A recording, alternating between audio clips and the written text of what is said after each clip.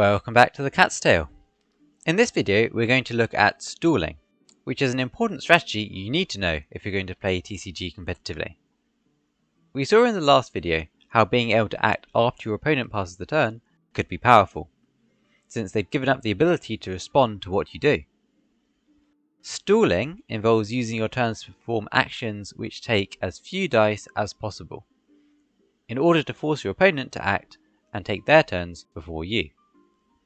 This means that after your opponent has spent all their dice, you will still have dice left to use with your actions, especially if you already had a dice advantage at the start of the turn. One method any deck can use to stall is by swapping characters. Swapping characters takes 1 die and takes your action for turn. So if you swap and your opponent uses a skill for 3 dice, you'll still be 2 dice up on them.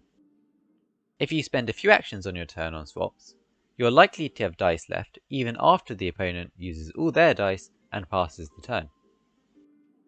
Some characters have skills which can enable stalling as well. A good example is Yoimiya's skill, Niwabi Fire Dance. This skill lets you use an action and pay 1 pyro die to buff Yoimiya's normal attack. But you can use this ability as literally just pay 1 pyro die, pass the turn, which makes it a great way of stalling in a game and forcing your opponent to act. Another set of skills which can allow stalling are prepare skills, such as Beidou's skill. This skill costs 3 dice, but locks you into actions for 2 turns. So again, you're spending fewer dice per turn, compared with other elemental skills. Of course, there's a cost to stalling, because you're still spending dice for no real impact.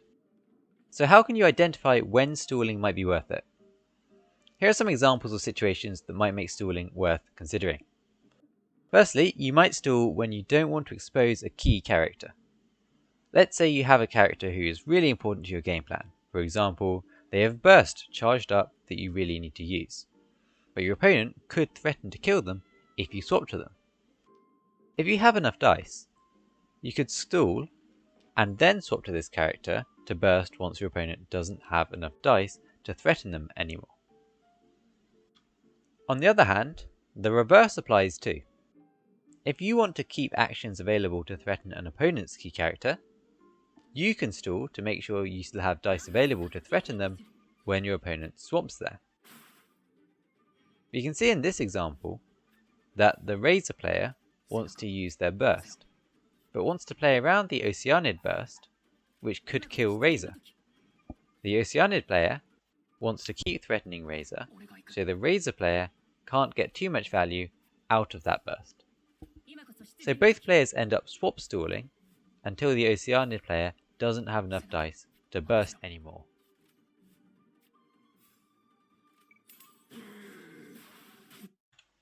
Finally, sometimes you actively don't want to attack your opponent's character. For example, if you're playing around I haven't lost yet, or if they have Tenacity of the Millilith equipped, you might want to wait until after your opponent has passed the turn to act. Whether stalling is worth it will come down to many factors, so you'll need to plan your turn carefully, count your dice, and make your judgment based on the situation in each game. Let's have a look at some matches and try to apply this in practice. Okay, let's use our knowledge of stalling to analyse what I think is the most important play in this match. Now, in this situation there's 2 things to notice in particular. The first thing is, we're facing up against a Kaya on field with both the Tenacity of the Millilith equipment and an Aquila Favonia weapon. Aquila Favonia means he'll deal more damage and he'll heal after we use skills, and Tenacity of the Millilith means that if I deal damage to him, they'll be able to get another elemental die and it will soak up to 2 of that damage. So, what plays do I have that are going to be good here? Well, really, since I already have my Jiangning summon and my Raiden summon out, and looking at my dice, I only have one play that's going to be powerful on this turn, which was my original plan, which is to switch and use this elemental skill in Nahida for 5 Dendro dice. So I've got 5 dice here I can use plus 2 others. Now if I just switch straight away, their card is likely to use probably their elemental skill here, deal 4 damage to my Nahida, then after I deal damage to his Kaya, they'll get another elemental die, and having used 3 and gaining 1 more, they'll have 3 left over, probably for a normal attack, since they don't really have any cards in hand they could use to tune with. So most likely my Nahida would take 4 and then 3 damage and be down to only 3 health, which is very dangerous. It means that my Nahida, who is my critical on-field character, is not going to be able to safely deal damage on the turns afterwards. Ideally, I want to stop opponent from getting any value from his Tenacity of the Millilith equipment, and I can do that and save damage from my Nahida here by doing a bit of stalling. Instead of swapping straight to Nahida, I'll go and swap to Xiangling.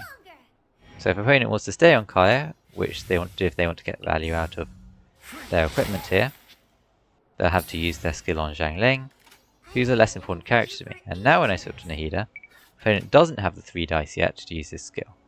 So they're forced to simply swap to Kokomi in this situation. And then when I use my elemental skill from Nahida, they're not getting value from the shield here. They didn't really want to end turn on Kaya because then they take damage from the summons. They're not getting value from the Tenacity of the Millilith or the Aquila Favonia. And I'm still getting to keep my Nahida on very high health. So this is really a critical play, which allows the rest of this game to go much more smoothly. And I'll let it play out. It does end in the end in a win.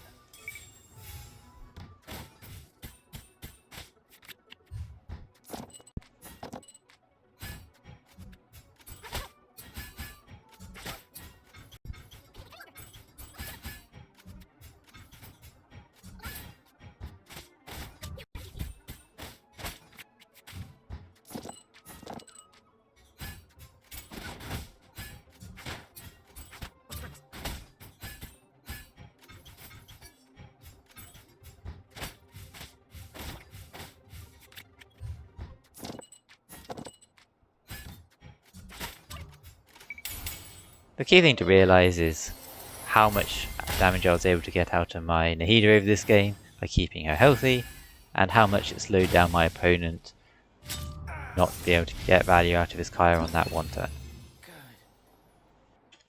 Okay, let's jump into this match at the start of round 3 and see how we can use stalling to our advantage. So we're playing here with a double Pyro Itto deck, and so this being round 3, our game plan is going to involve wanting to use Bennett's Burst as soon as possible, and then start getting a lot of value from Itto's skills if we can.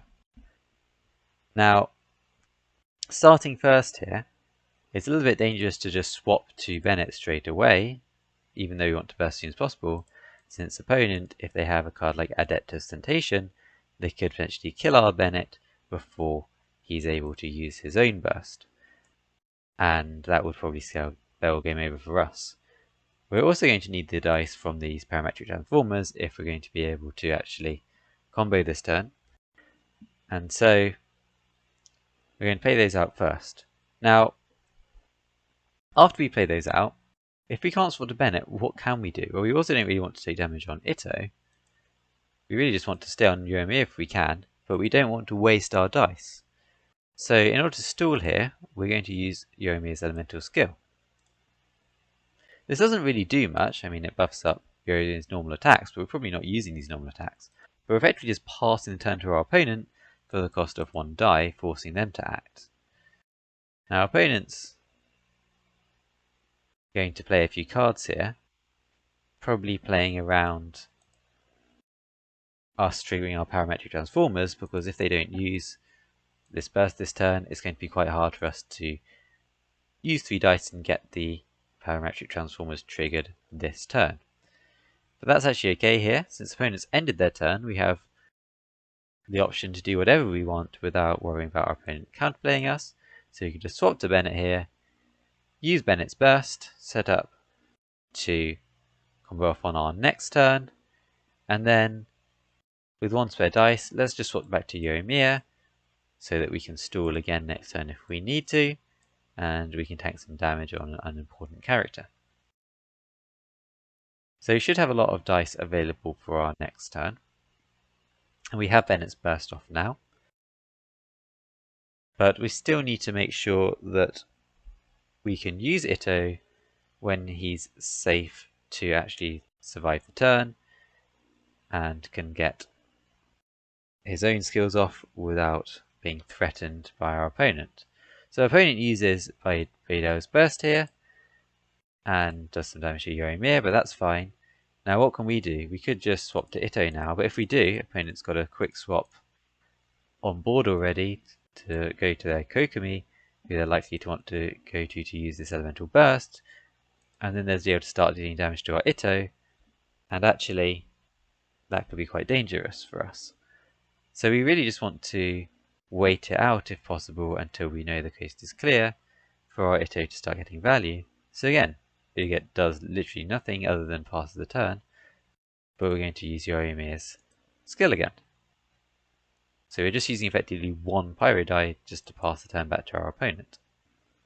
Opponent swaps to Kokomi, fast action, uses the burst on Yorimir, deals some damage, but that's okay.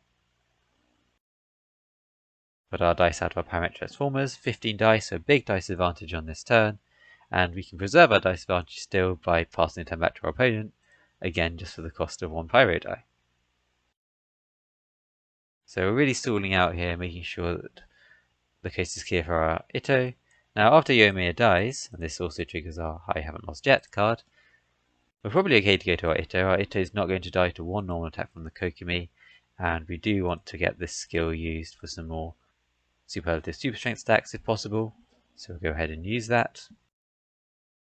Opponent has another normal attack, does some damage to our Itto, and passes back to our turn. Now what can we do here? Well, again, we only need to stall out a little bit longer before our opponent's going to have to be forced to pass the turn because they don't have any dice left. If we just use the normal attack on Itto, we do run the risk of maybe opponent having something that lets them kill our Itto, since their normal attacks are buffed and they still have Vader's Burst here. So it is dangerous to stay on Itto, but if I swap to Bennett, or an opponent while they have no dice, they could still have Covenant of Rock, which would let them do another normal attack. Which is what I'm playing around here, by just swapping to Bennett. Opponent is just going to pass their turn, so now we know there's nothing that they could do to interfere with our plays. So we can swap back to Itto, and we still have 9 dice here since we've used 2 actions on Yorimir just using 1 die for her skill, 2 swaps. So we've used a lot of actions without using many dice, which now gives us a lot of free actions here at the end of the turn. We can get a few more dice from the cards we built up in hand, and start to use Itto's own burst and deal a lot of damage with his own normal attacks and other skills. So we've got all of these free actions now, since our opponent already passed the turn, and this is by us having used all of our dice advantage along with the stalling we did earlier in the turn.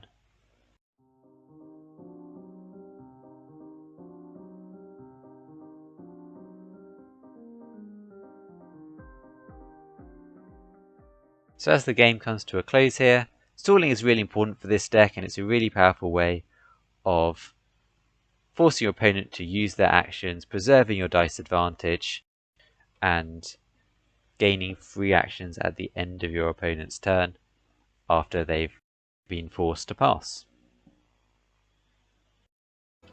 Okay, here we're playing a long control versus control game. Specifically, we're playing Barbara, Itto, and Noelle against a slightly different Itto variant deck. And starting at the start of round 5, Chris gets to go first. Now, this is a critical moment in the game because opponents charged up all of their energy for Moment Burst, which doubles the next incident of full damage. Start its turn.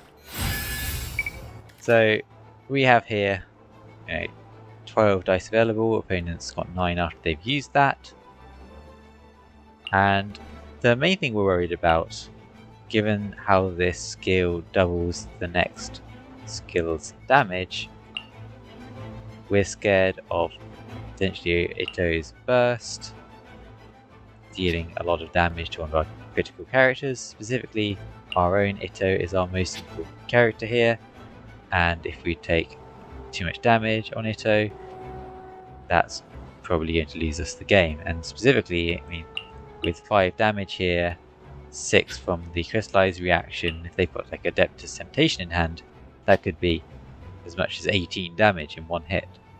So that's very scary. Now, we don't care too much if it goes on for other characters who are less important. I will protect you.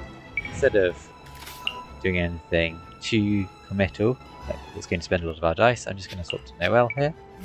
Now, opponent, they don't want to use the big damage burst on Noel. Noel's not too important. It's going to be our Ito with the burst having been used last turn. Stacks, artifact equipped, weapon equipped.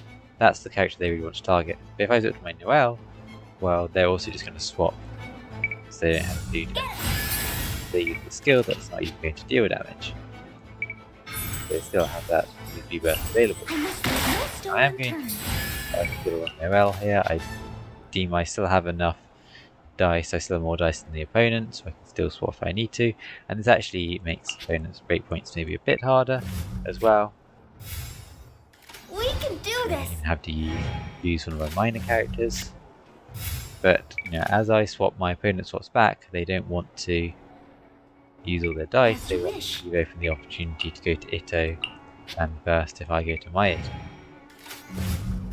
So both players here swap a few times, and after this point, I stop needing to worry too much about my opponent having the dice to use their burst, and in fact they just pass the turn. So I can do something more committal now. I know exactly what's on the board. I could go to Ito, maybe do a couple of normal attacks, kill Mona here with this. Then I'll be ending on Ito, and an opponent could still burst on Ito with that illusory bubble available. So that's not really a great plan. Instead, well, I've got a good advantage here in terms of the equipment on my characters and my position in the game. I'm just going to store up my 4 dice advantage so I can do this if I need to. Keep swap stalling, and if I've got more dice than the opponent, well, they'll be forced to act eventually.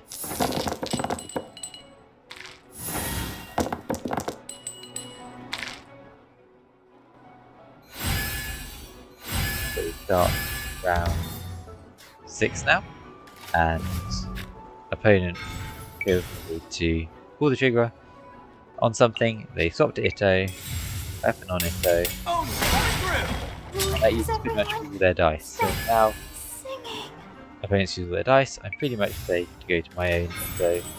And we'll just fast forward through this as I use my dice advantage to close out the game. See you after.